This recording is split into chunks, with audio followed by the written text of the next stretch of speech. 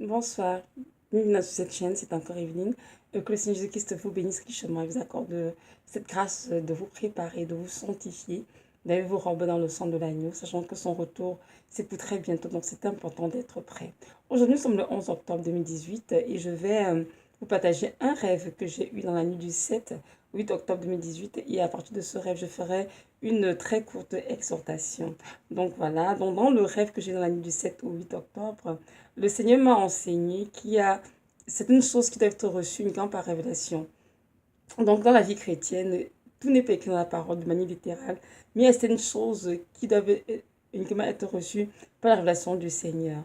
Il a un exemple de l'apôtre Paul, qui était l'un de ses serviteurs, qui a reçu beaucoup de choses par révélation. Pourquoi? Parce qu'il passait évidemment beaucoup de temps dans la prière. Il priait aussi notamment en langue, évidemment, beaucoup. Donc, ici, Dieu veut que nous comprenions bien que tout n'est pas écrit dans la parole de manière littérale. C'est important de comprendre qu'il y a des choses dans nos vies que nous pouvons les assimiler quand nous laissons vraiment lui-même se révéler à nous de manière claire et précise ces choses-là. Il est écrit dans Jérémie 33, verset 3, invoque-moi et je te répondrai. Je te révélerai des choses cachées que tu ne connais pas. Donc nous comprenons bien par ce texte qu'il y a des choses vraiment cachées dans nos vies, cachées dans les profondeurs de Dieu. Et il n'y a que le Saint-Esprit qui peut nous révéler ces choses. Autrement, on ne les saurait jamais parce que ces choses ne sont pas écrites de manière littérale dans la parole. Donc, comme je l'ai dit dans mon rêve, le Seigneur a utilisé l'exemple de Paul pour me faire comprendre combien c'était important que je comprenne aussi en tant que son enfant que beaucoup de choses peuvent être reçues par révélation.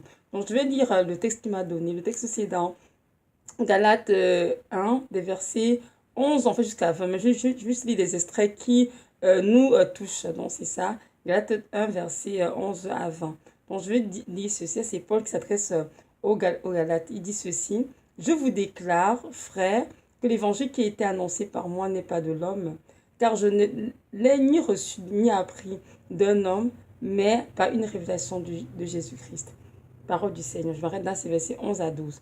Donc ici, vraiment, sans besoin d'interprétation particulière, on voit bien que notre frère Paul dit ici qu'il a reçu et appris l'évangile qu'il a annoncé par une révélation de Jésus-Christ et non par l'intermédiaire d'un homme. Et c'est justement ça, c'était ça vraiment le centre de mon rêve. Je me faisais comprendre qu'il y a des choses dans la vie chrétienne que nous ne pouvons recevoir que par révélation uniquement. On ne peut pas se borner aux Écritures en disant oh, ce n'est pas écrit dans la Bible telle chose, oh, ce n'est pas écrit, ce n'est pas scripturaire. Non, ce sont vraiment des expressions des personnes qui sont bornées, des expressions d'esprit religieux, je dirais. Parce que notre Dieu a dit dans la parole que l'Esprit de Dieu sont de tout, même les profondeurs de Dieu. Donc le Saint-Esprit qui est supposé être notre ancien par excellence, qui doit nous aller sonder le Seigneur, venir révéler les choses qui sont dans son cœur, afin de nous annoncer que nous puissions prendre garde à cela. Donc il est impossible d'être chrétien et de croire que nous pouvons nous limiter uniquement aux Écritures, hein, telles qu'elles sont dans la Bible, et se dire, oh oui, si c'est pas écrit, je ne ferai pas, ou bien je ferai si, parce que de toute façon, c'est pas écrit dans la parole. Il y a beaucoup de personnes qui vont dire, oh non, ce n'est pas écrit dans la parole, il ne faut pas se maquiller, il ne faut pas porter de pantalon, il ne faut pas se masturber, donc je vais le faire. Non, non, non, non, non. Moi aussi, avant, je suis dans ce lot de personnes. Je dis toujours, Seigneur, mais il n'y a rien à faire avec les pantalons, Seigneur.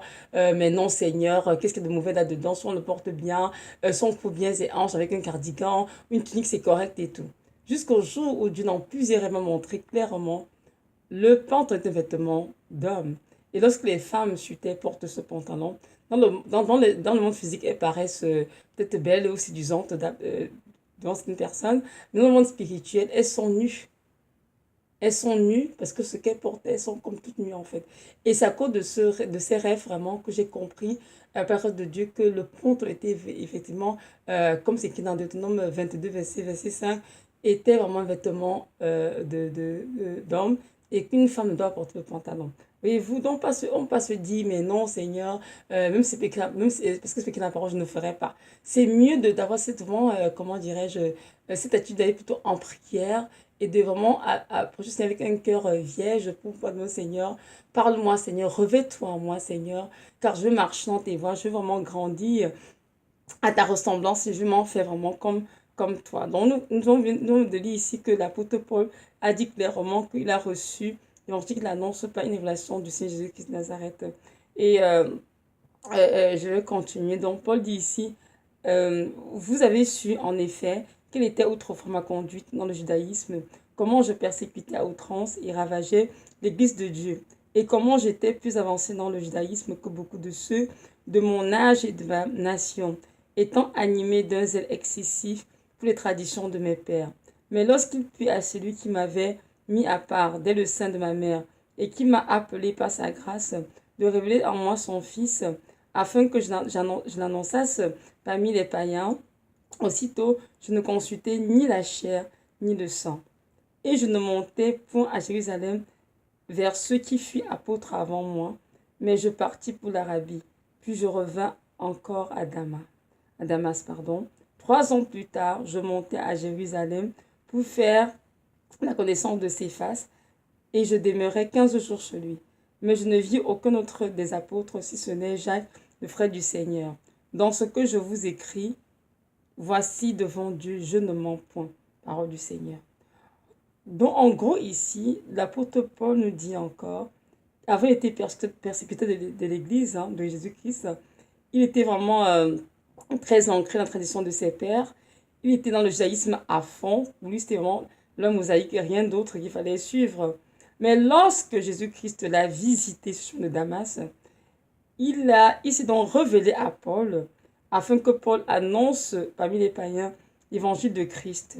Il a dit ici au verset 16, « Aussitôt je ne consultais ni la chair ni le sang. » Donc ici, Paul nous dit clairement qu'il ne va consulter un être humain. Paul n'a pas consulté un être humain. Il a dit ici, verset 17, « Je ne montais point à Jérusalem vers ceux qui fuient apôtres avant moi. » Donc il n'est même pas allé vers les apôtres de Jésus-Christ avec qui Jésus marchait sur la terre, c'est-à-dire vers Pierre, Jean, Jacques, André, Matthieu, etc. Il n'avait aucun d'eux, mais il s'est résolu à juste laisser le Seigneur l'enseigner personnellement en prenant temps ou dans la prière, dans la méditation, laisser Dieu se révéler à lui. Il dit ici, verset 18, 3 ans plus tard, je montais à Jérusalem pour faire la connaissance de Céphas et je demeurais 15 jours chez lui. Donc ensuite, il dit qu'il est parti à Jérusalem, il a fait 15 jours chez Céphas, c'est chez l'apôtre Pierre. Voyez-vous, il dit, donc, il ne vit aucun autre apôtre, si ce n'est genre le frère du Seigneur. Il dit, dans ce que je vous écris, voici devant Dieu, je ne mens point. Parole du Seigneur.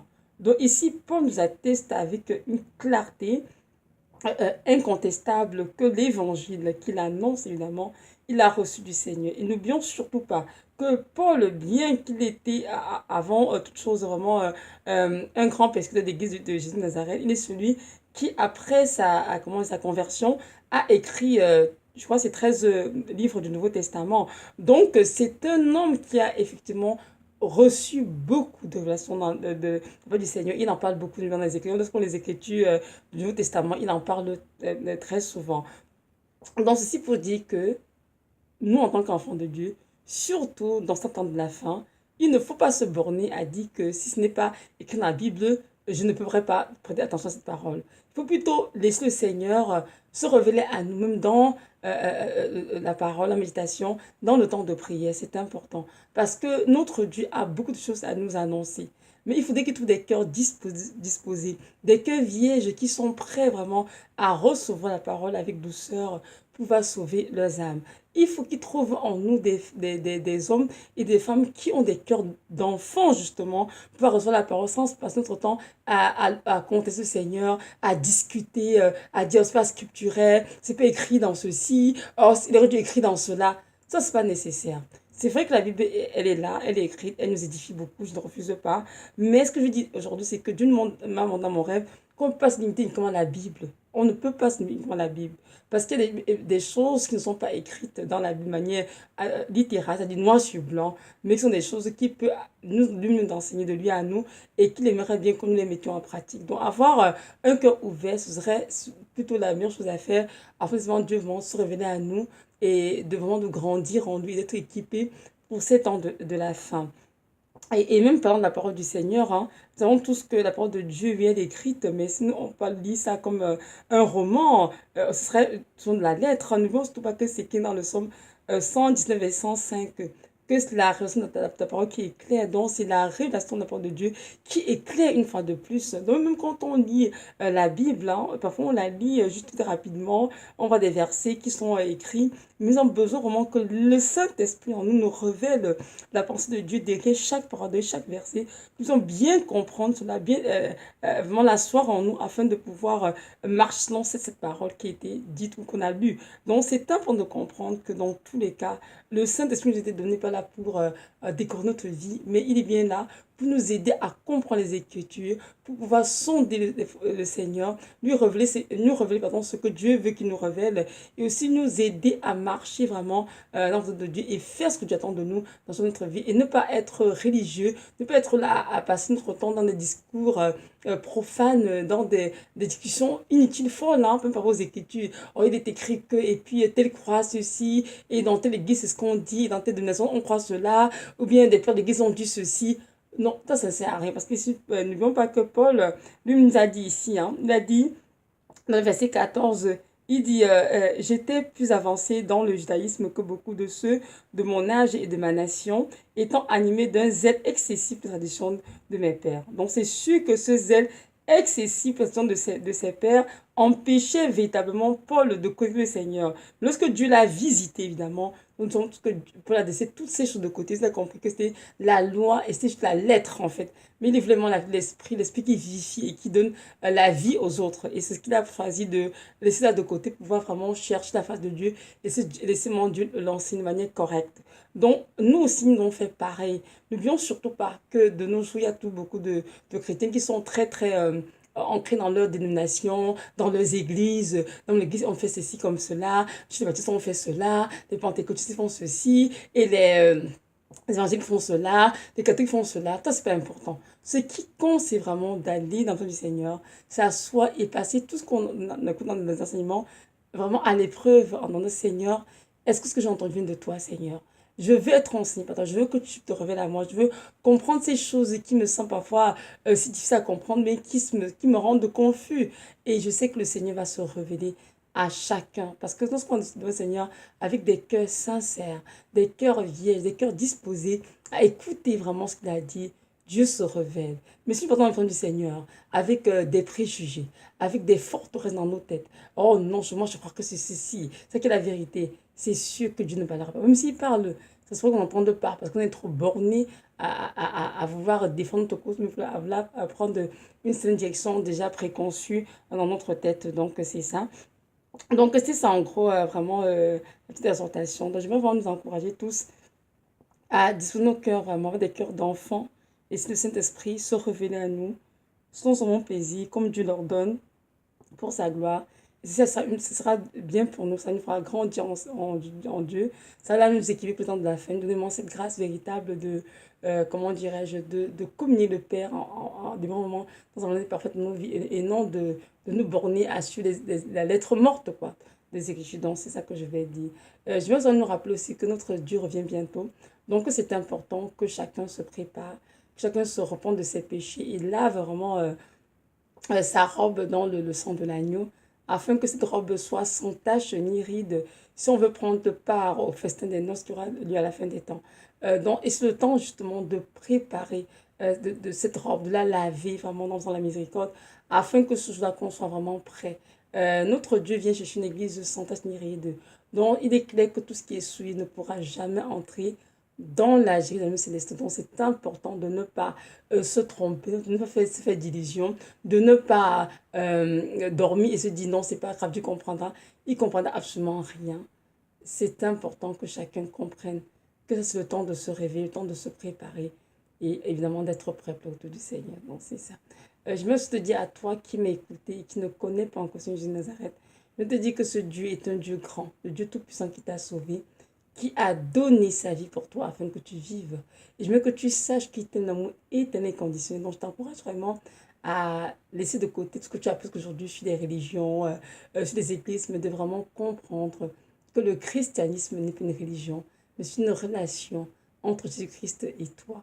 Donc, je t'encourage à te rendre de tes péchés, à lui ouvrir ton cœur, de l'accepter dans ta vie comme ton sauveur et ton Seigneur. Et je sais que tu ne regretteras pas parce qu'il t'aime beaucoup, il soupire après ton âme. Donc, voilà. Merci de m'avoir écouté, soyez richement bénis et que le Dieu de gloire nous donne cette grâce vraiment de recevoir tout ce qu'il nous enseignait par révélation. Amen.